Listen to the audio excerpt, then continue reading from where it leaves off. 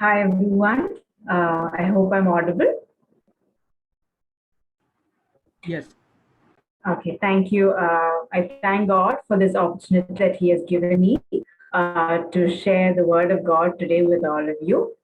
And as I was meditating on what I could share, this is one of this topic has been one in my life that God has been teaching me as well. And I hope that it will be a blessing for all of you as well. I hope my screen is visible. So let us prayerfully sit. I will just turn off my video because my internet seems to be poor.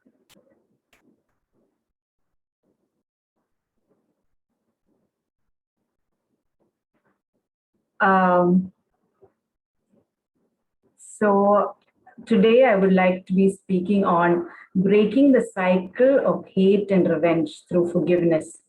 So Gladys Staines is a person who is familiar to all of us.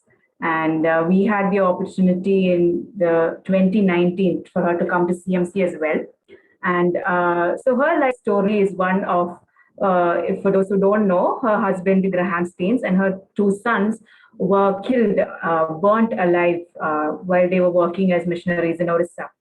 And this is the newspaper clippings of when they announced the judgment for the killer. And this is what she said, that said that forgiveness was the first step toward her healing process. I know that I really struggled to forgive those who burnt the Jeep, but God gave me the grace to do so. And the very act of forgiveness started my healing process. And also, this is because of forgiveness, I hold no bitter. Because of forgiveness, I hold no bitterness towards the persons who killed my family. Forgiveness brought healing, which is needed everywhere from hatred and violence.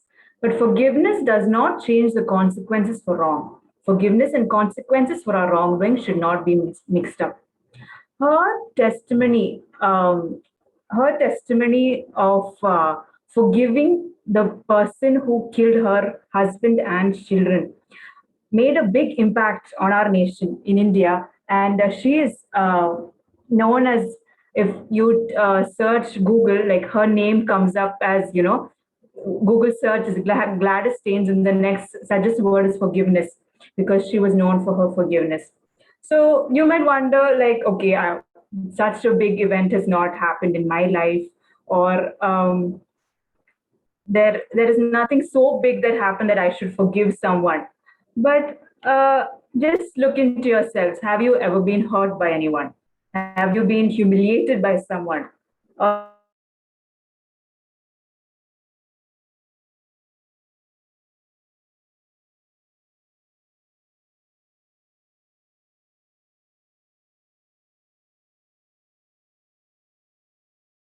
have you been throughout our lives and being humiliated or put down by someone, or sometimes we might hold on to a grudge against someone, or we might say, oh, I hate that person. So we are not, none of us are exempted from this category. So what is forgiveness? So this is the definition that I found for forgiveness and beautifully explains that. So forgiveness is often defined as an individual, voluntary, internal process of letting go of feelings, thoughts of resentment, bitterness, anger, and the need for vengeance and retribution towards someone who we believe has wronged us, including ourselves. So forgiveness is um, is an internal process, and it is letting go of the resentment and bitterness that could come, because when someone has hurt us, we could be angry, we could be bitter. But when we forgive, we are able to free ourselves from building up of that bitterness and anger. And so forgiveness is twofold. One is we're receiving forgiveness. That is, we do something wrong and someone forgives us, and we do something wrong and we ask someone else for forgiveness. And then is for giving forgiveness or forgiving, or the act of when somebody else does something wrong towards us, I forgive that person. I hope you're along with me till now. So, why do we need forgiveness?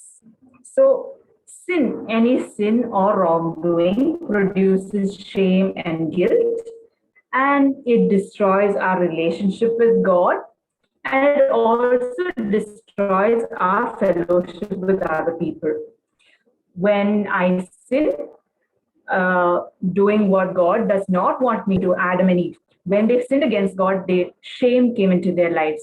Nakedness, they were felt naked and they felt shameful. So, and it also shows that resulted in their relationship with God being destroyed.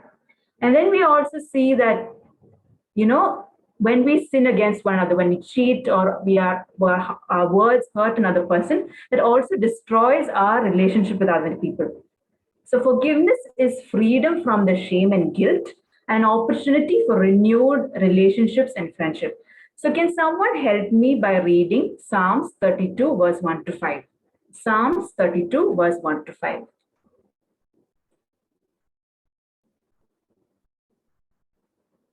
Can someone help me by reading Psalms 32, 1 to 5? Blessed is the one whose transgressions are forgiven, whose sins are covered. Blessed is the one whose sin the Lord does not count against them, and in whose spirit is no deceit. When I kept silent, my bones wasted away through my groaning all day long. For day and night your hand was heavy on me, my strength was sapped as in the heat of summer.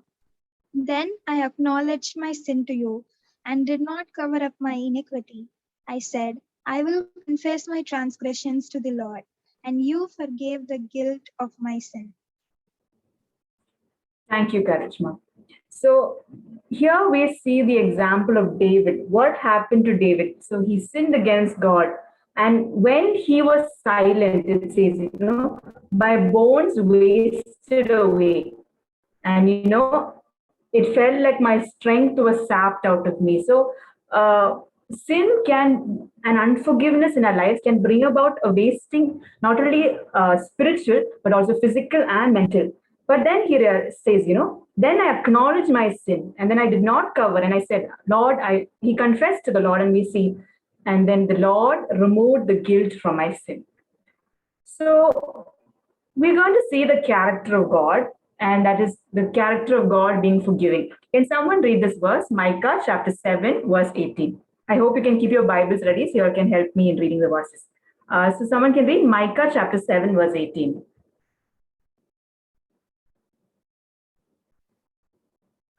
Who is a God like you, pardoning iniquity and passing over the transgression of the remnant of his heritage?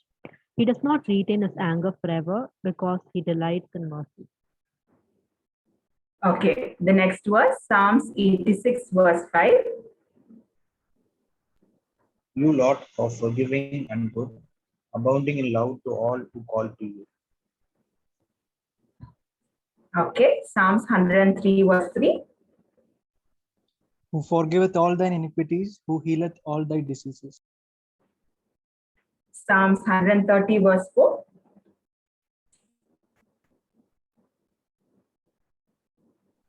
But with you there is forgiveness, so that we can, with reverence, serve you. Yes. So in this, we see the character of our God, that He is a God who delights in showing mercy and forgiving sin. And so God made provision because He is a faithful, merciful God. He made provision for forgiveness. So in the Old Testament, He provided sacrifices as a means to obtain forgiveness. So we can read that in Numbers chapter 15, verse 27 and 28.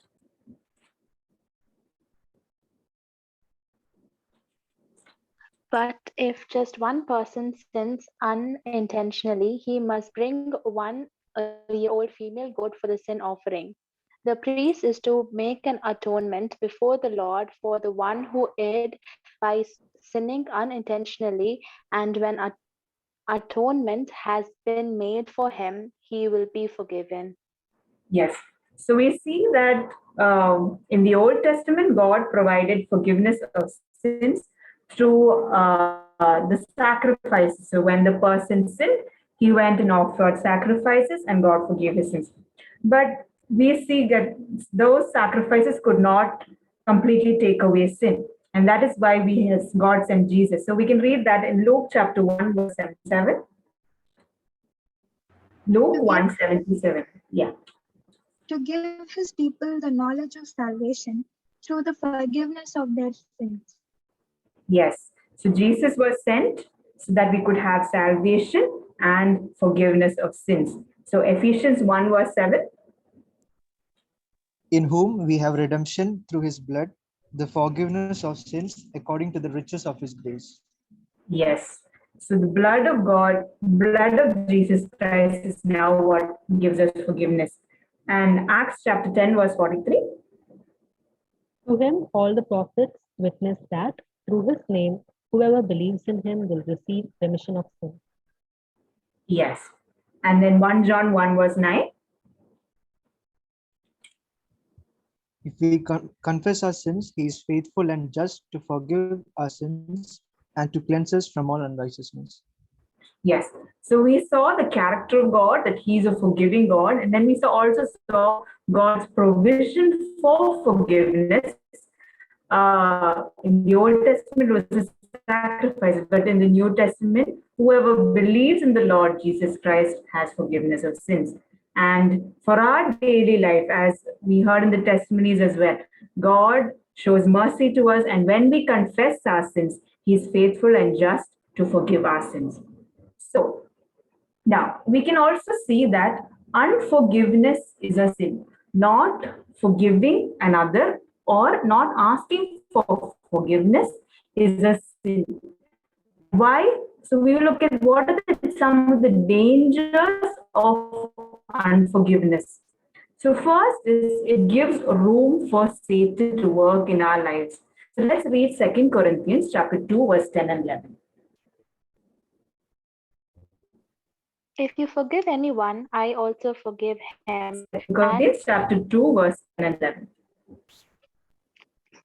Yes. If you forgive anyone, I also forgive him. And what I have forgiven, if there is anything to forgive, I have forgiven in the sight of Christ for your sake, in order that Satan might not go out with us, for we are not unaware of his schemes. Yes. In some other translations, it says, so that Satan will not have advantage over us. So when there is unforgiveness in our lives, that gives room for Satan to work in our lives and make us fall in sin. And next, we will read that also when we don't forgive, there is built up anger in us. There is anger in us against another person. And we see in Matthew chapter 5, verse 21 and 22. Matthew chapter 5, verse 21 and 22. You have Have heard heard Go ahead, Jason. that was said to people long ago, you should not murder, and anyone who murders will be subject to judgment. But I tell you that anyone who is angry with a brother or sister will be subject to judgment. Again, anyone who says a brother or sister is answerable to the court, and anyone who says you fool will be in danger of fire of hell. So this is a warning that Jesus says that the standard of the New Testament is even us being angry with another person is also equal to murdering the other person. So how much careful that we should be. And also it leads bitterness to grow in our lives. So that's why in Ephesians chapter 4, verse 31. Ephesians 4, verse 31. Let all bitterness and wrath and anger and clamor and evil speaking be put away from you with all malice. Yes. it says, because all of this can lead to defiling ourselves. So when we are unforgiving, that leads to going in ourselves, which is also into the Lord. And let's also read. So unforgiveness can also bring about a hindrance to our prayers and the offerings that we offer to God. So let's read Matthew chapter 5, verse 23 and 24. Therefore, if you bring your gift to the altar and there remember that your brother has something against you, leave your gift there before the altar and go your way. First, be reconciled to your brother and then come and offer your gift. Yes. Mark 11, verse 28.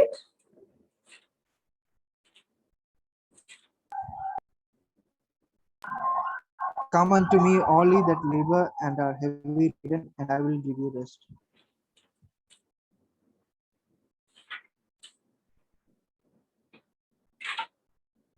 Sorry. Sorry, I read the wrong reference. Mark 11:28. And 25. say unto him, Mark 11, verse 25. Sorry.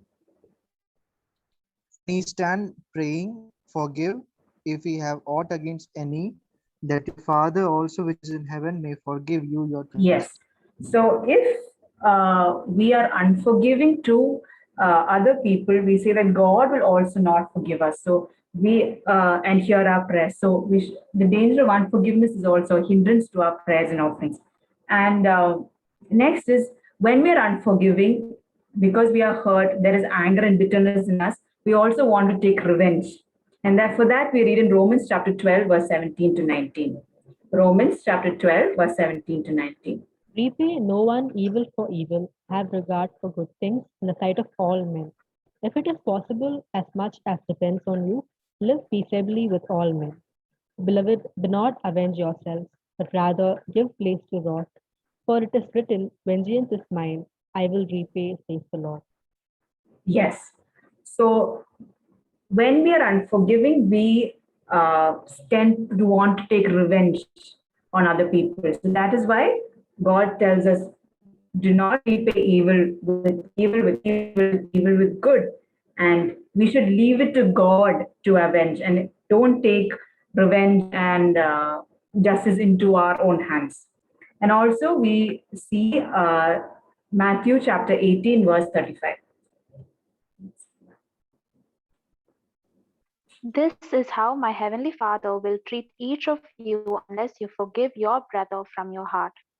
Yes. So a background of that is a parable of the unmerciful servant who had a debt, and he went to the master and he pleaded to the master, and the master forgave him. But then when he saw another servant, another person who owed him something, he did not forgive that person and he put him in jail. And we see that the master is angry and says, shouldn't, and then it says, this is how my heavenly Father will treat each one of you unless you forgive. So the dangers of unforgiveness: one, it gives room, or Satan can take advantage of us. So we should be very aware about it. It can lead to anger, bitterness in our lives. There will be a hindrance to our prayers and offerings.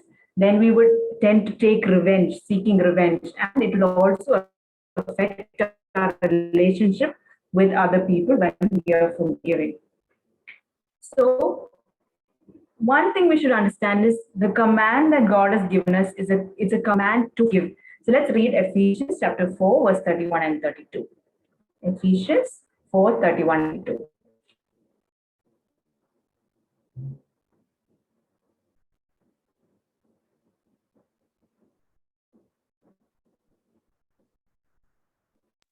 let all bitterness and wrath and anger and clamor and evil speaking be put away from you with all malice, and be ye kind one to another, tender-hearted, forgiving one another, even as God for Christ's sake hath forgiven you.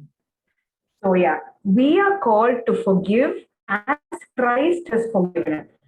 So first is that we receive forgiveness for our sins when we accept Jesus Christ. Our walk of faith starts with us receiving God's forgiveness. And so because of the forgiveness we have received, we are loving to one another and we forgive other people. So also read Matthew chapter 6, verse 14 and 15. Or if you forgive men their trespasses, your heavenly Father will also forgive you. But if you do not forgive men their trespasses, neither will your Father forgive your trespasses.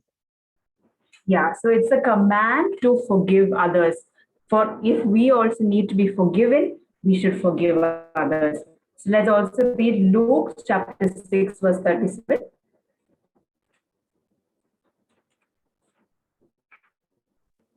Do not judge, and you will not be judged. Do not condemn, and you will not be condemned. Forgive, and you will be forgiven. Yes, so let's the same thing has been repeated here as well. Matthew chapter 18, verse 21.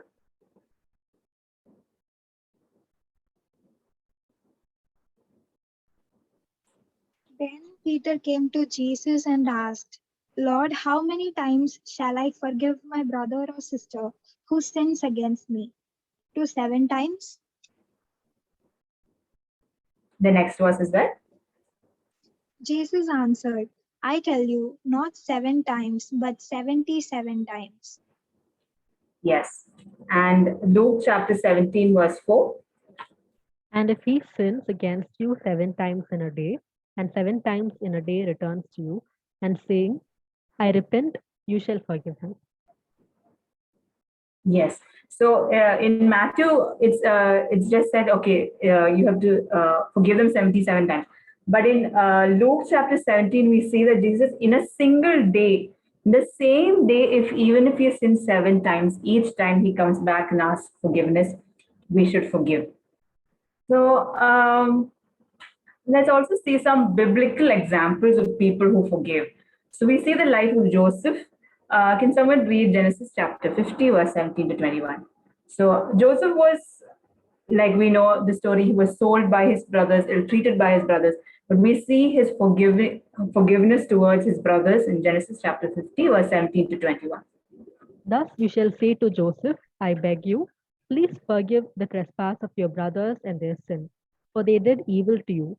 Now, please forgive the trespass of the servants of the God of your father. And Joseph wept when they spoke to him. Then his brothers also went and fell down before his face, and they said, Behold, we are your servants. Joseph said to them, Do not be afraid, for am I in the place of God? But as for you, you meant evil against me, but God meant it for good, in order to bring it about as it is this day, to save many people alive. Now, therefore, do not be afraid. I will provide for you and your little ones. And he comforted them and spoke kindly to them. Yes.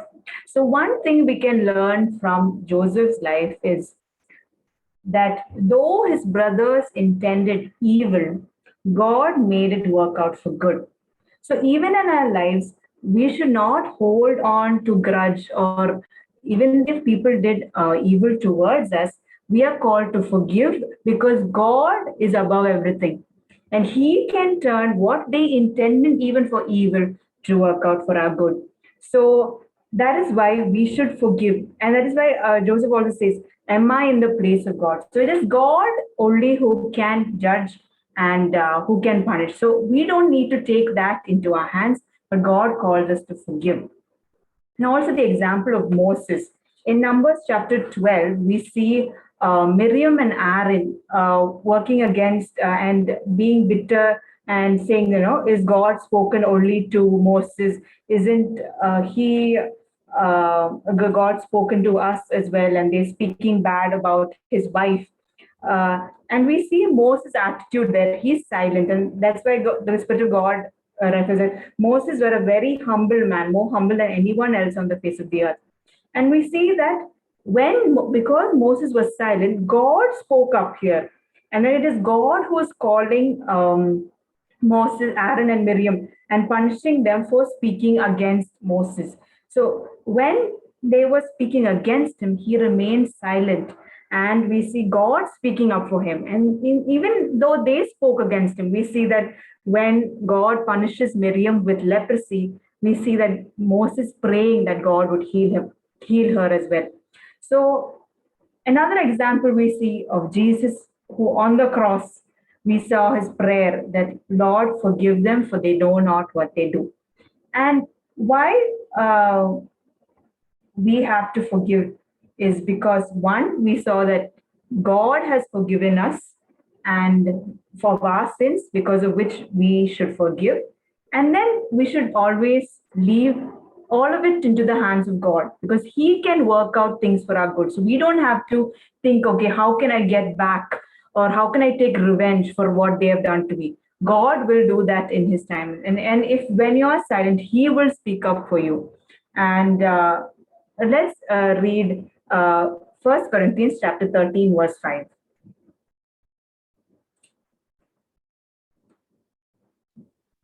First Doth not, Corinthians.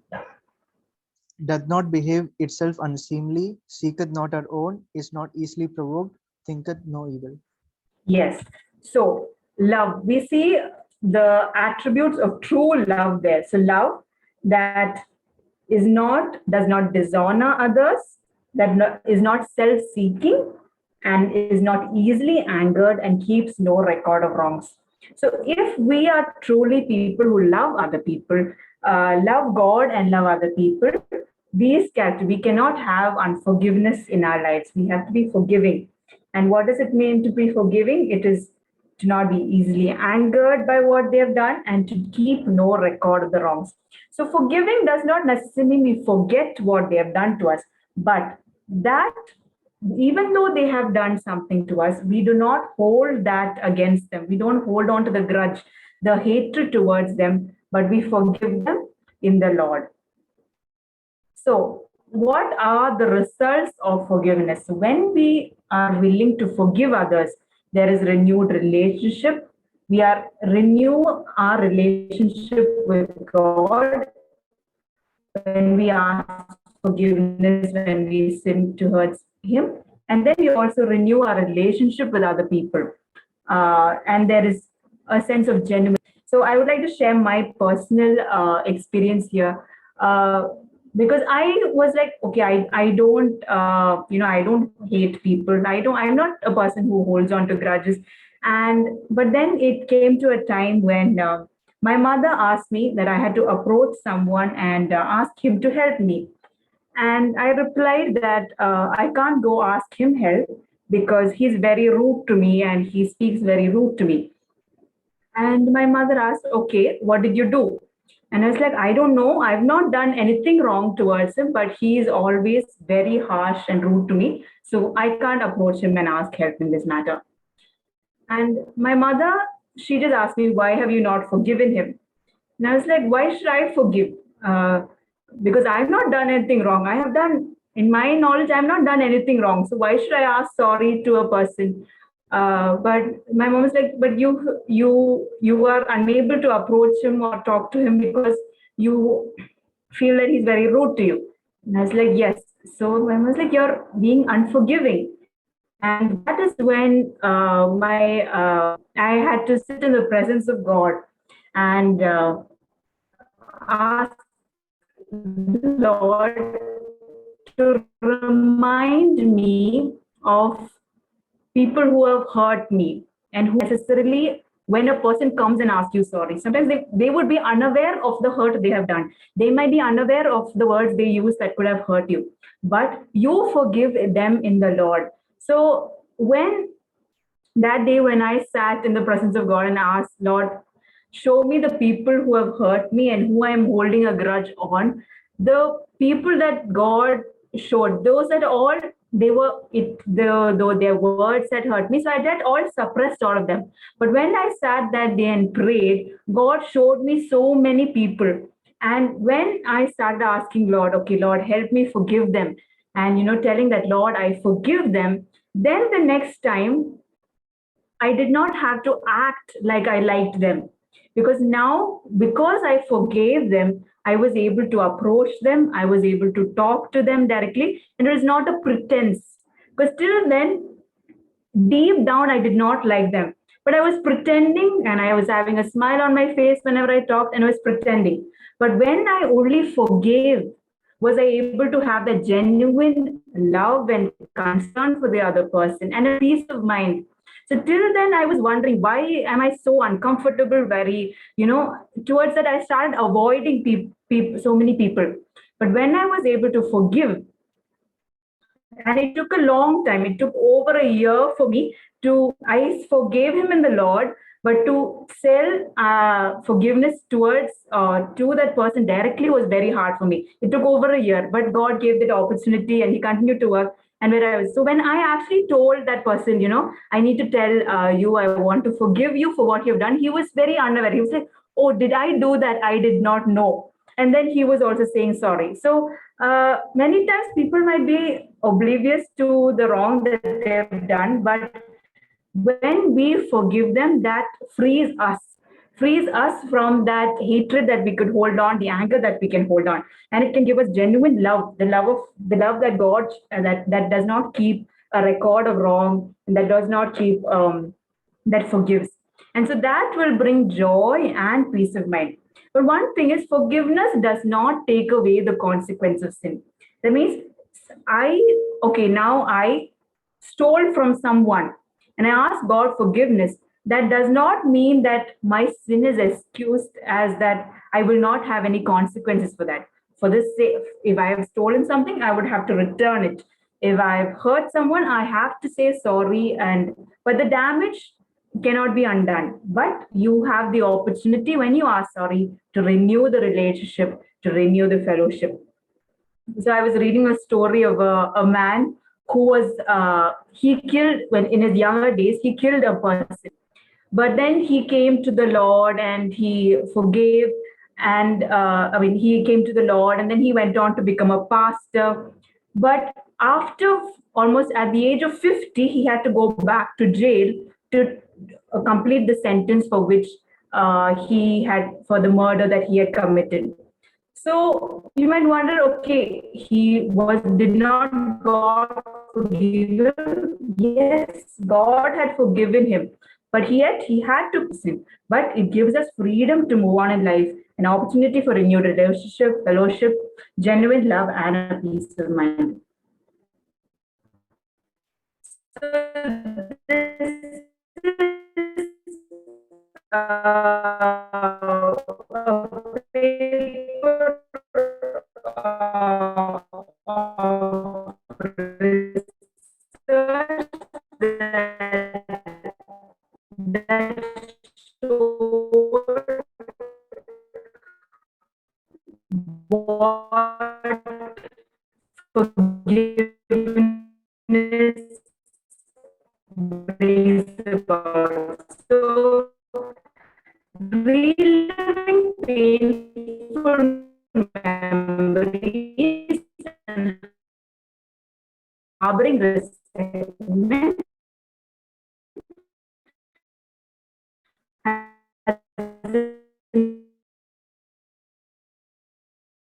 negative effect on emotional well-being, physical health of those who choose to hold a grudge, according to research done. So, unforgiving responses like anger, blame, and hostility, as shown in other studies,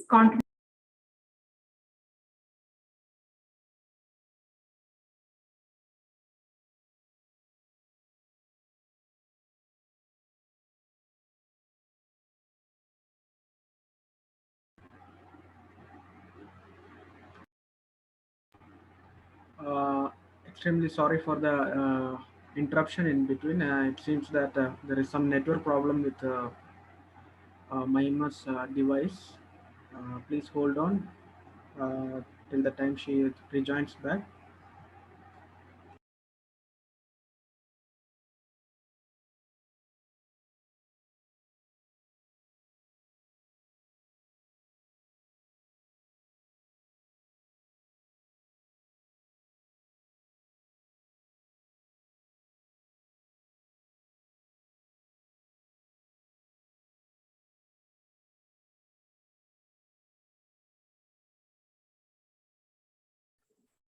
So sorry, my connection got disconnected.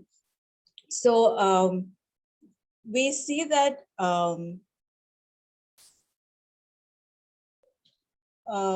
research also, we saw that the Lord Lord showed us that we have to forgive. But now even research is showing us why it is important that we forgive. And that we can see in like studies of positive psychology also show that when we forgive, there's a reduction in our negative symptoms. There's restoration of positive thinking, increasing in our relationship with other people, and also a greater sense of we can also see that there's raised self-esteem, a greater sense of hope, and people who are forgiving also have a greater capacity for conflict management and are able to manage stress and find relief. So we saw from the word of God why it is important for us to forgive. And we also see that research has shown that it is important for us to forgive.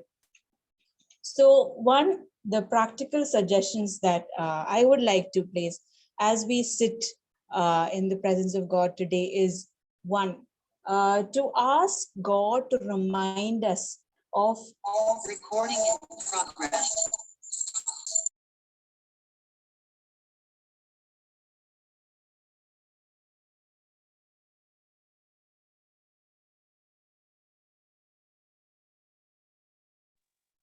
So it is to remind.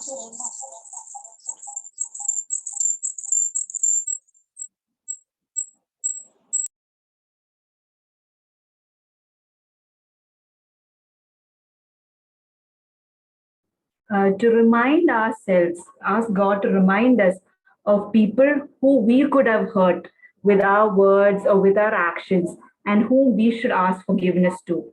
And also to ask God to remind us if we are holding on to any grudge or being angry towards another person. Ask God to show us those people who we need to forgive or who we are holding a grudge against.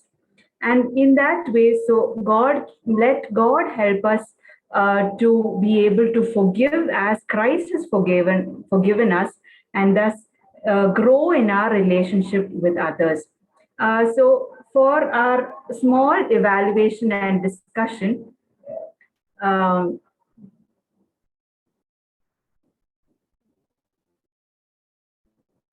I just have these few questions that some of you can share. So why do we find it hard to forgive? Can someone share? Why do we find it hard to forgive?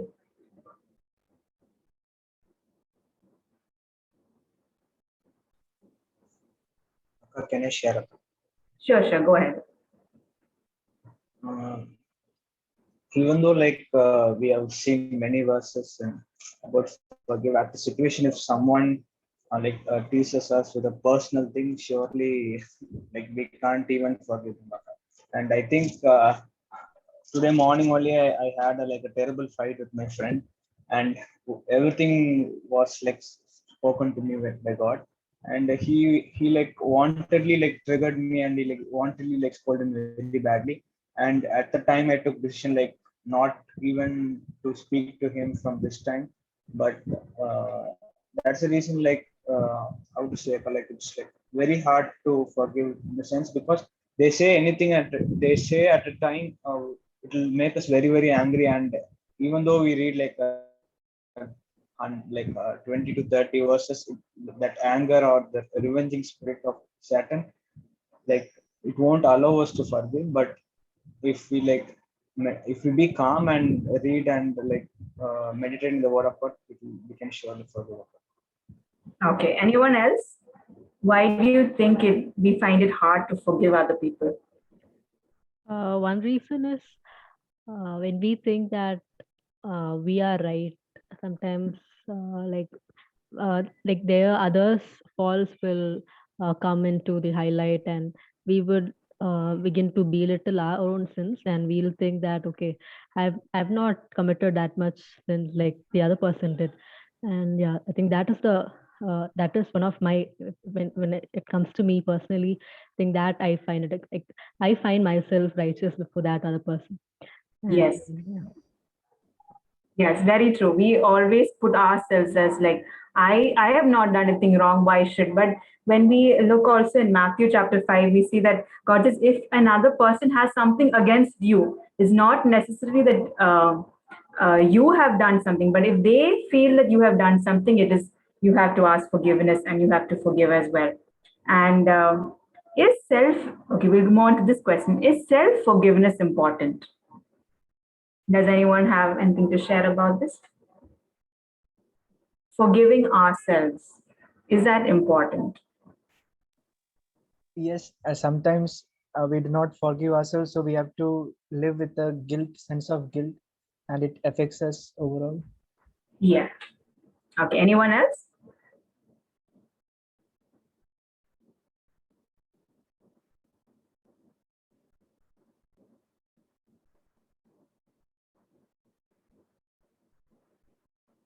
Yeah, so is also another important thing is because like we say that God has forgiven our sins, but then people say, I know God has forgiven me, but I cannot forgive myself.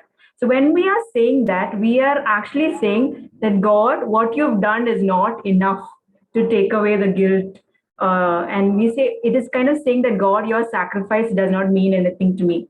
So when if we truly ask forgiveness and we realize that God has forgiven ourselves, it is important that we forgive ourselves and not carry on that hate or feeling of guilt in ourselves, because that also can again prevent us from in our fellowship with God and with other people as well. So there are so many stories of the impact of forgiveness. So if anyone knows any stories, you can share that, of if it's in your personal life or you've read of a story of someone because they forgave, what the changes that happened. If anyone has, you can share either your personal stories or someone you know or something you read, if that there is a story that you would like to share.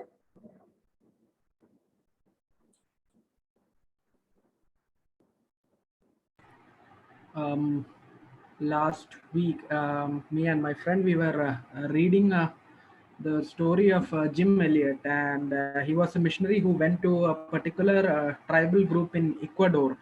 So when he went there at that time, there were virtually no one who knew about the gospel and the message of Jesus. And unfortunately, he was killed by those people even before he could say anything to them about Jesus. And it was very unfortunate. Five missionaries, five young men, uh, they lost their lives on the same day by the group of people who to whom they were trying to whom they were trying to reach out with the gospel. But their wives, all of their wives, the five of the men's wives, they forgave those people. Those wives, they came to this place again, started from the scratch, communicated with those people. They never asked why or who killed their husbands, but they forgave all of uh, them in Jesus. And now that tribe, that those group of people are now, they now know about Jesus. They now have education, they have access to all the facilities that other outside people have. And that is a very inspiring story of forgiveness, because if the missionaries wives, Jim Elliot and others wives, would not have chosen to forgive those people, maybe those people would have still, those group of people would have still remained in darkness. No one would have dared to approach, and no one would have further found courage to continue missionary work. So that is one story of impact of forgiveness that I came across last few days. Thank you, Blessing. Anyone else?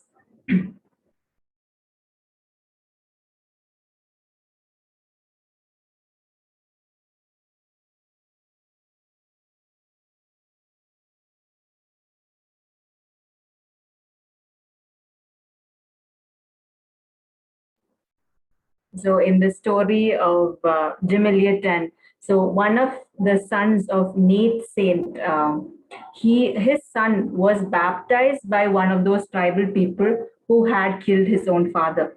So we see the cycle that even though his own father was killed, we see